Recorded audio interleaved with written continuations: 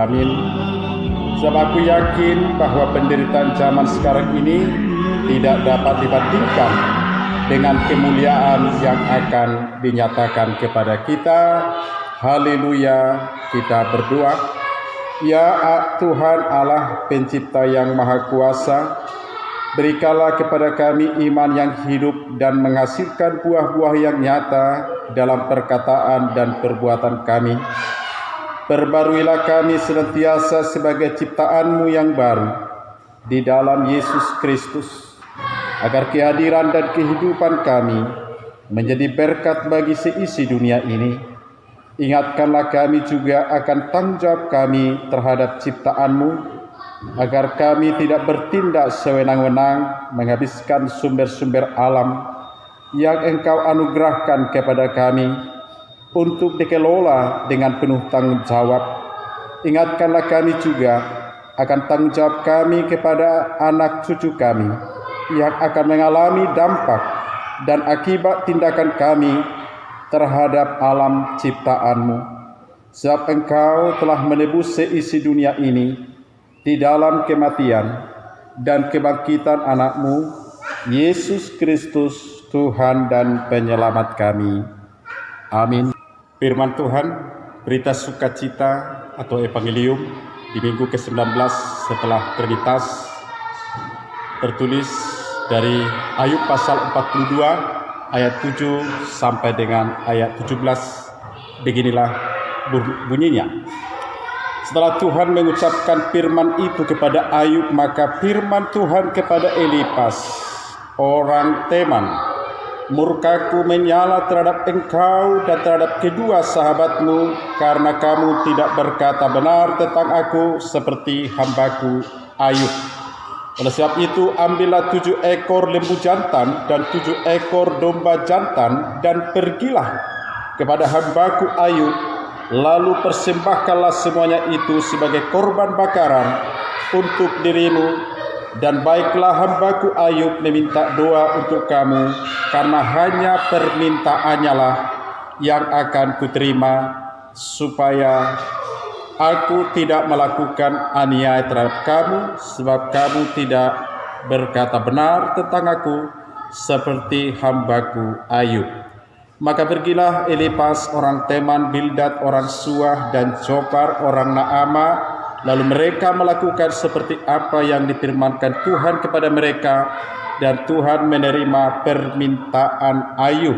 Lalu Tuhan memulihkan keadaan Ayub setelah ia meminta doa untuk sahabat-sahabatnya, dan Tuhan memberikan kepada Ayub 2 kali lipat dari segala kepunyaannya dahulu. Kemudian datanglah kepadanya semua saudaranya laki-laki dan perempuan dan semua kenalannya yang lama, dan makan bersama-sama dengan dia di rumahnya. Mereka menyatakan turut berduka cita dan menghibur dia oleh karena segala malapetaka yang telah ditimpakan Tuhan kepadanya, dan mereka masing-masing memberi dia uang 1 kesita dan sebuah cincin emas. Tuhan memberkati Ayub dalam hidupnya yang selanjutnya lebih daripada dalam hidupnya yang dahulu. Ia mendapat 14.000 ekor kambing domba dan 6.000 unta, 1.000 pasang lembu, dan 1.000 ekor keledai betina. Ia juga mendapat 7 orang anak laki-laki dan 3 orang anak perempuan. Dan anak perempuan yang pertama diberinya nama Yemima, yang kedua Kesia, dan yang ketiga Keren-Hapuk. Di seluruh negeri tidak terdapat perempuan yang secantik anak-anak Ayub, dan mereka diberi ayahnya milik pusaka di tengah-tengah saudara-saudaranya laki-laki. Sesudah itu Ayub masih hidup 140 tahun lamanya. Ia melihat anak-anaknya dan cucu-cucunya sampai keturunan yang keempat, maka matilah Ayub tua dan lanjut umur. Demikian bunyinya. Saya akan lanjutkan pembacaan epistel yang tertulis dari Injil Yohanes pasal 2 ayat 1 sampai dengan ayat 12, berbunyi sebagai berikut. Tentang perkawinan di Kana. Pada hari ketiga ada perkawinan di Kana yang di Galilea dan ibu Yesus ada di situ. Yesus dan murid-muridnya diundang juga ke perkawinan itu. Ketika mereka kekurangan anggur, ibu Yesus berkata kepadanya, "Mereka kehabisan anggur." Kata Yesus kepadanya, "Mau apakah engkau daripadaku, ibu? Saatku belum tiba." Tetapi ibu Yesus berkata kepada pelayan-pelayan, "Apa yang dikatakan kepadamu, buatlah itu." Di situ ada 6 tempayan yang disediakan untuk pembasuhan menurut adat orang Yahudi, masing-masing isinya 2-3 buyung. Yesus berkata kepada pelayan-pelayan itu, "Isilah tempayan-tempayan itu penuh dengan air." Dan mereka pun mengisinya sampai penuh. Lalu kata Yesus kepada mereka, "Sekarang cedoklah dan bawalah kepada pemimpin pesta." Lalu mereka pun membawanya. Setelah pemimpin pesta itu mengecap air yang telah menjadi anggur itu, dan ia tidak tahu dari mana datangnya, tetapi pelayan-pelayan yang mencedok air itu mengetahuinya. Ia memanggil mempelai laki-laki dan berkata kepadanya, "Setiap orang menghidangkan anggur yang baik dahulu, dan sesudah orang puas minum, barulah yang kurang baik. Akan tetapi engkau menyimpan anggur yang baik sampai sekarang." Hal itu dibuat Yesus di Kana yang di Galilea sebagai yang pertama dari tanda-tandanya, dan dengan itu ia telah menyatakan kemuliaannya, dan murid-muridnya percaya kepadanya. Sesudah itu Yesus pergi ke Kapernaum bersama-sama dengan ibunya dan saudara-saudaranya dan murid-muridnya, dan mereka tinggal di situ hanya beberapa hari saja. Tuhan di minggu ini dengan mengangkat tema melestarikan budaya. ITD alias ironis, tragis, dramatis, itulah kisah Ayub. Kalau kita baca dari awal hingga akhir, yang diakhiri dengan kisah yang happy ending. Nah, sini bagian akhir kisah Ayub. Setelah berbicara kepada Ayub, Allah pun berbicara kepada Elifas dan memarahinya serta kedua temannya yang tidak berbicara benar tentang Allah di hadapan Ayub. Sebagai korban silih atas kesalahan mereka, Allah memberikan perintah kepada mereka untuk mengadakan kurban bakaran sebagai silih atas dosa-dosa mereka, dan meminta doa dari Ayub karena Allah berkenan kepadanya. Pasal 42 ayat 8-9. Allah tidak hanya memulihkan Ayub, tetapi juga bahwa hanya doanya diterima oleh Allah. Kemudian Allah memulihkan keadaan Ayub, memberi kepadanya 2 kali lipat dari segala kepunyaannya dahulu. Ayat 10. Saudaranya menerimanya kembali dan menaruh perhatian atas penderitaan yang telah ia alami. Ia diberkati dengan, istilah saya, berujas berkat rohani dan jasmani. Ia diberi 4.000 unta, 1.000 pasang lembu, dan 1.000 ekor keledai betina. Selain daripada itu, ia pun diberkati dengan berkat keturunan. Ia mendapat 7 orang anak laki-laki dan 3 orang anak perempuan, yang masing-masing diberi nama Yemima yang artinya merpati, Kesia yang artinya wewangian yang berharga, dan Keren Hafuk yang artinya kendi yang indah. Ayub hidup hingga lanjut usia dan meninggal ketika melihat keturunannya yang keempat. Luar biasa. Apa budaya yang kita lihat dalam kisah ini? Budaya yang dapat disimak dari isi kitab Ayub misalnya, memiliki putra dan putri yang banyak. Pada saat itu masih merupakan budaya yang normal di zaman Ayub. Istri Ayub melahirkan 14 putra, luar biasa. dan 6 putri bagi Ayub.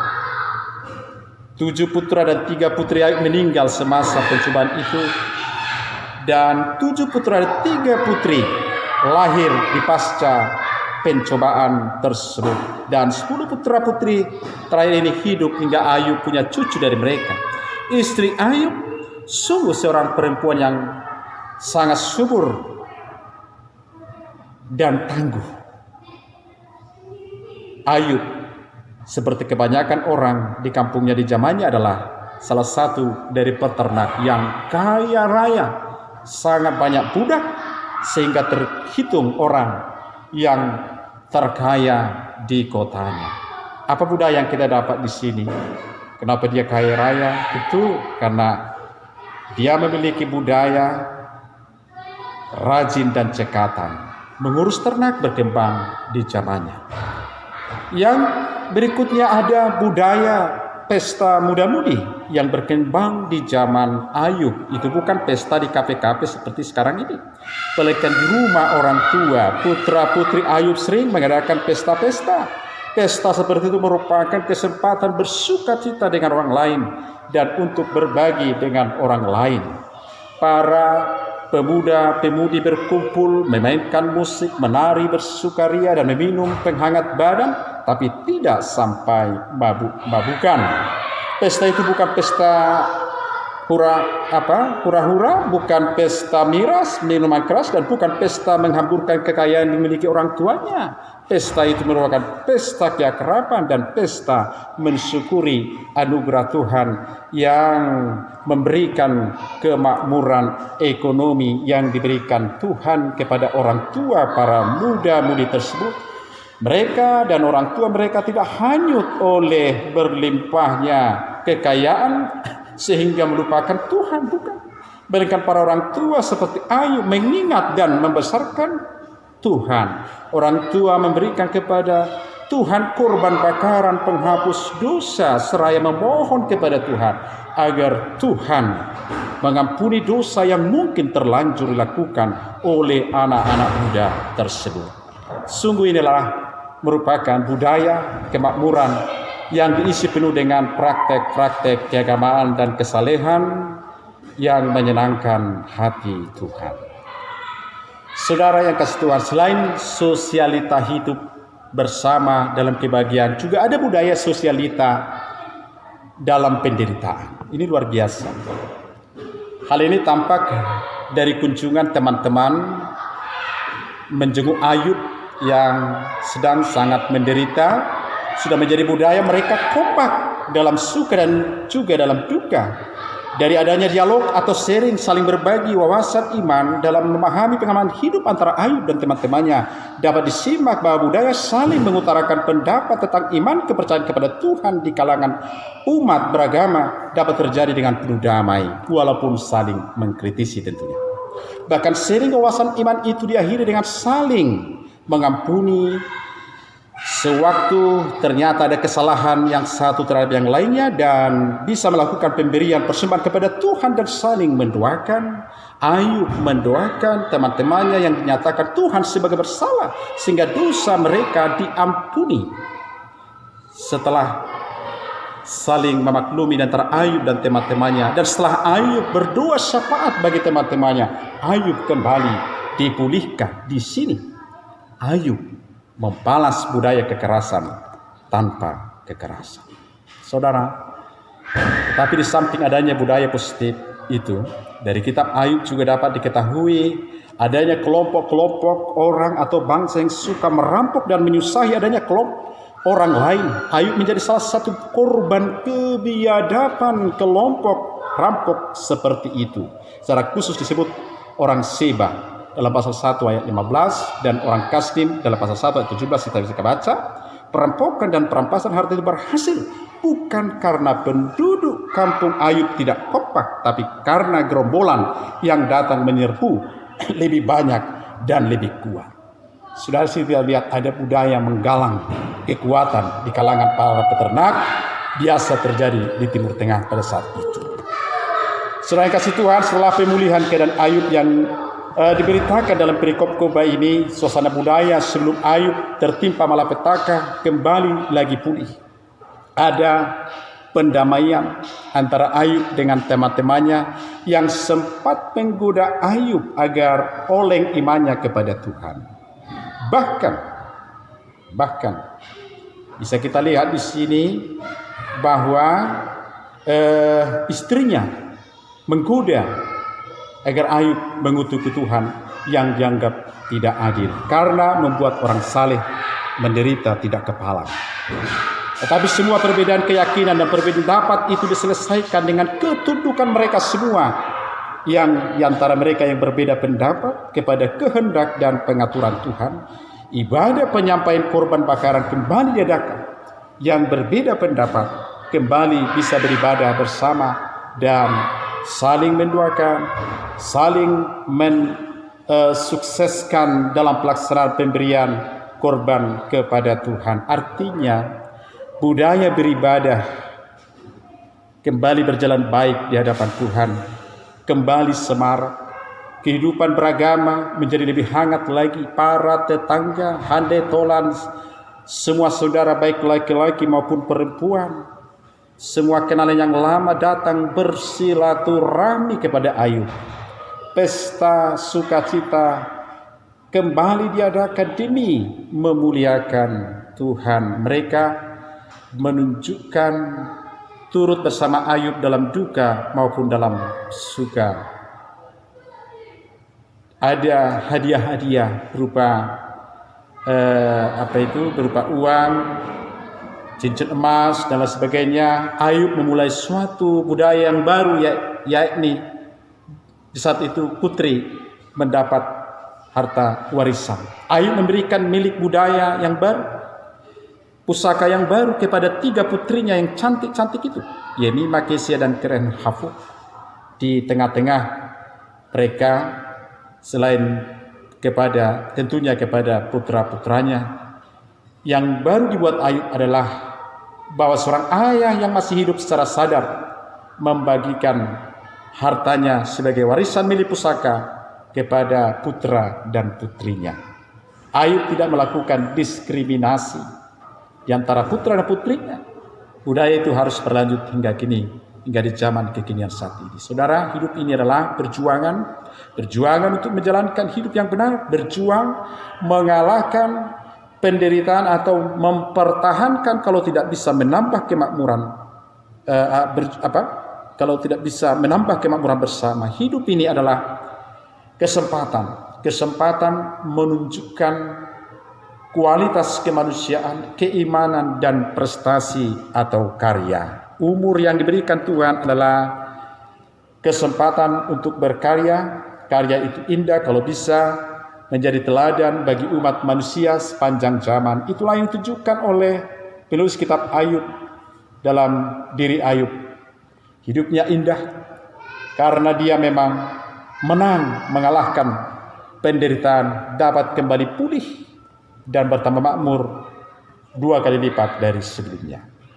Saudara, budaya yang sedang dipergumulkan manusia semuanya dapat dikembangkan berdasarkan kebenaran Injil Yesus Kristus. Budaya itu antara lain bisa kita kembangkan bagaimana mengkombinasikan saat ini budaya yang lama dengan budaya yang modern yang sedang berkembang sekarang ini. Bagaimana kita diajak membangun budaya pariwisata. Misalnya Danau Toba menjadi salah satu destinasi wisata yang pengembangannya sedang berjalan pada saat ini oleh pemerintah kita. Budaya adat istiadat yang membangun kemanusiaan dalam semangat kemerdekaan dan kesetaraan. Budaya yang Pancasilais, yang berbineka tunggal ika, atau budaya Nusantara yang majemuk. Misalnya bagaimana gereja memandang pemakaian budaya-budaya yang ada itu di tengah-tengah pemberlakuan ibadah, di tengah-tengah persekutuan yang kita adakan. Saudara, Tuhan memberkati semua pembangunan budaya yang sangat indah itu, yang pasti harus terus disinari dan digarami oleh Injil. Yesus saja menghargai tradisi, budaya, adat istiadat. Itulah epistel kita dalam Yohanes yang kita baca tadi, pasal 2 ayat 1 sampai 11. Injil Yohanes pasal 2 ayat 1 sampai 11. Yesus saja datang ke pesta perkawinan di Kana, mengikuti budaya yang berjalan yang diadakan pada saat itu. Karena ada undangan pernikahan, dia memenuhi undangan pernikahan pesta perkawinan di Kana. Pada saat akan mengadakan pesta, pada saat itu ada yang terjadi. Di tengah-tengah pesta hajatan, tentunya keluarga selalu mempersiapkan dengan sebaik-baiknya secara maksimal. Karena belum tentu, sedangkan secara maksimal diadakan belum tentu yang diharapkan bisa terjadi secara maksimal. Maka harus sungguh-sungguh pesta itu harus berjalan dengan baik. Sama halnya pesta perkawinan di Kana, saudara. Ada kekurangan anggur. Anggur itu menjadi sebuah tradisi budaya Yahudi. Kalau ada pesta harus ada anggur. Kalau nggak ada pesta kurang klop, kurang semarak, sehingga anggur itu menjadi sesuatu hal yang sangat penting dalam perhelatan di tengah-tengah bangsa orang Yahudi. Saudara, kejadian yang serupa sering terjadi bukan hanya dalam pesta, namun dalam hal keseluruhan hidup kita.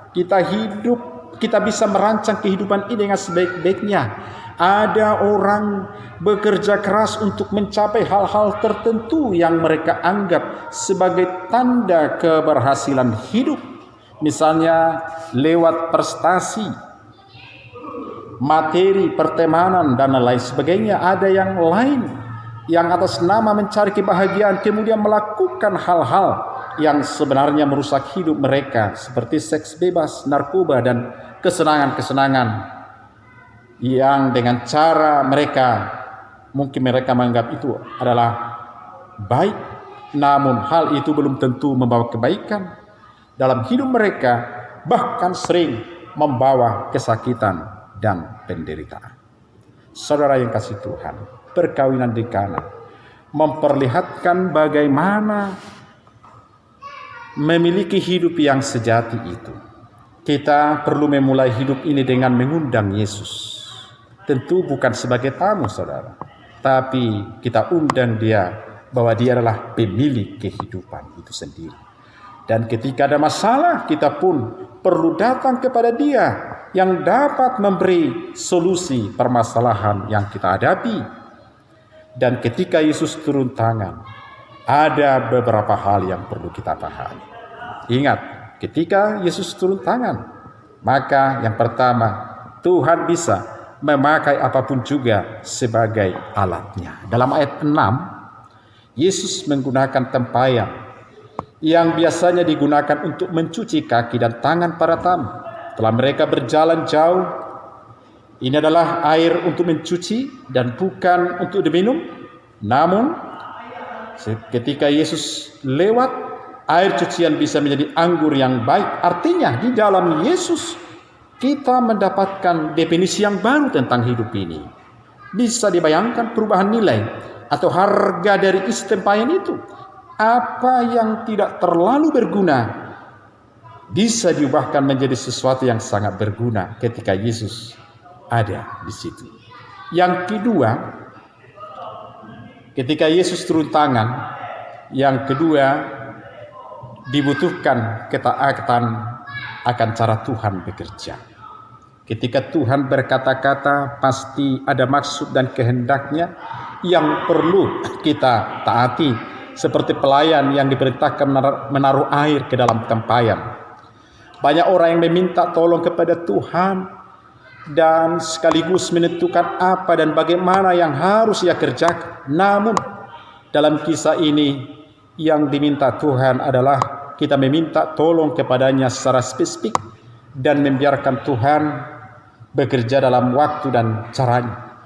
Yang ketiga, perubahan yang Tuhan kerjakan dan ketaatan kita sebagai tanggapan kepadanya perlu dirasakan oleh orang lain dan sekitar kita. Ketika Tuhan bekerja, perubahan yang pertama-tama terjadi adalah perubahan dari dalam. Hati, karakter, iman, paradigma Itulah yang pertama-tama perlu mengalami perubahan. Namun perubahan itu tentu tidak hanya terjadi di dalam kita, namun juga perlu berdampak kepada apa yang terlihat dalam kehidupan kita. Orang lain perlu mengecap dan merasakannya. Perubahan terjadi dalam hidup kita. Saudara yang dikasihi Tuhan kita Yesus Kristus, budaya apa yang bisa kita pelihara melalui teks firman Tuhan ini? Saya mencatat melalui perikop Yohanes pasal 2 tentang pesta perkawinan di Kana ini, ada saya lihat di sana budaya kerelaan menjadi penolong. Itu yang diteladani oleh Yesus Kristus. Ketika orang mengadakan pesta yang kehabisan anggur, dalam tentu ini pengertiannya dalam kondisi yang mengalami kesulitan, maka di sana Yesus tampil sebagai penolong bagi mereka. Artinya, ketika ada orang mengalami kesulitan, maka kita harus meneladani Yesus. Kita harus memiliki budaya sebagai penolong bagi orang-orang lain yang mengalami kesulitan, pergumulan, dan persoalan kehidupan. Yang kedua, di sana ada budaya kerjasama, budaya yang kalau kita kenal istilahnya ada budaya gotong royong.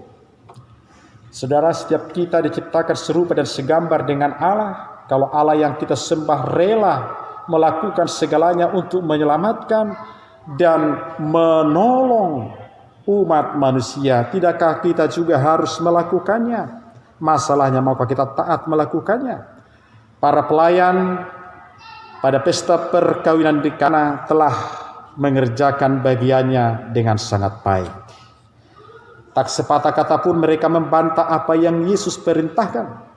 Padahal semua itu bukannya tanpa risiko, saudara. Coba bagaimana jika air yang dicedok dan diberikan pada undangan pemimpin pesta tetap menjadi air yang biasa, tentu akan mereka akan malu tentunya. Siapa yang akan disalahkan dan menanggung akibatnya? Yang luar biasa adalah mereka melakukan semua itu bukan untuk kepentingan mereka sendiri. Maka ingatlah Galatia 6 ayat 9, janganlah kita jemu-jemu berbuat baik, karena apabila sudah datang waktunya kita akan menuai jika kita tidak menjadi lemah. Yang ketiga, saya catat bahwa di sana tidak ada budaya mempermalukan. Yesus kita lihat tidak ingin pesta tersebut cacat atau terkesan kurang persiapan, di mana orang atau para undangan sehingga dengan kuasanya, karena Tuhan Yesus tidak ingin mempermalukan yang punya hajatan, punya pesta, maka dengan kuasanya ia membuat semuanya berjalan kembali dengan baik dan setiap orang bisa terpuaskan dalam pesta perkawinan tersebut. Saudara yang dikasihi Tuhan, sebagai warga gereja, kita juga adalah warga masyarakat yang hidup dalam sebuah lingkungan di tengah-tengah masyarakat lainnya. Dalam lingkungan tersebut tentu kita akan menghadapi berbagai tradisi-tradisi, budaya-budaya yang berlaku di tempat itu, yang baiknya tentu harus kita dukung, kita ikuti. Karena ini yang diperbuat oleh para misionaris yang sudah memulainya sejak awal, meskipun pada hal-hal tertentu mereka tidak menyetujuinya. Akan tetapi mereka dalam hal ini misionar selalu berupaya memperbaruinya sehingga ajaran kekristenan tetap ada di dalamnya. Saudara, melalui kesempatan ini saya menyebutkan ada 5 pendekatan orang Kristen dalam hal ini gereja terhadap kebudayaan. Yang pertama ada namanya sikap antagonik. Sikap antagonik itu adalah yang menentang dan menolak kebudayaan karena dianggap duniawi dan jahat. Ada orang yang menganggap seperti itu, ya, yang menolak kebudayaan. Kita lihat belakangan ini kan ada di medsos pembakaran ulus yang sudah viral. Ada sikap akomodatif. Akomodatif itu mereka menerima kebudayaan itu dengan cara adaptasi menyesuaikan diri dengan kebudayaan. Ada yang ketiga, sikap dominatif yang berusaha menguasai kebudayaan dan menempatkannya di bawah kendali gereja. Dan ada sikap dualistik yang memisahkan antara gereja dan kebudayaan, tetapi menerima dan menjalankan keduanya. Nah, ini dia. Dan ada yang kelima yang disebut sikap kita terhadap budaya, sikap transformatif, yaitu melalui pengudusan kebudayaan. Saudara, pandangan yang terakhir ini lebih teologis dan alkitabiah dibandingkan keempat pandangan lainnya. Mengapa? Karena orang Kristen atau gereja hadir bukan untuk menolak kebudayaan, bukan untuk menyesuaikan kekristenan dengan kebudayaan, bukan juga untuk menguasai kebudayaan ataupun mendualistik kebudayaan, melainkan mentransformasi kebudayaan melalui usaha atau proses pengudusan sehingga kebudayaan diarahkan untuk hal yang lebih baik sesuai dengan kehendak Tuhan dan bermanfaat bagi sesama. Dalam transformasi kebudayaan, pendekatan yang dilakukan adalah menghargai kebudayaan tentunya, namun pendekatan ini juga menguji segala sesuatu berdasarkan kitab suci atau Alkitab. Nah, sebagai makhluk sosial kita tidak bisa menebar kebencian termasuk kepada kebudayaan. Kita dituntut untuk menjadi agen perubahan yang mampu mengubah kebudayaan yang sudah ada menjadi sesuai dengan kehendak Tuhan. Ingatlah, mari kita melestarikan budaya, mengaraduti budaya adat khas Malam. Ingatlah bahwa kita adalah garam dan terang dunia terhadapnya. Amin. Anugerah Tuhan kita Yesus Kristus, kasih Allah Bapa, serta persekutuan Roh Kudus menyertai kamu sekalian. Amin.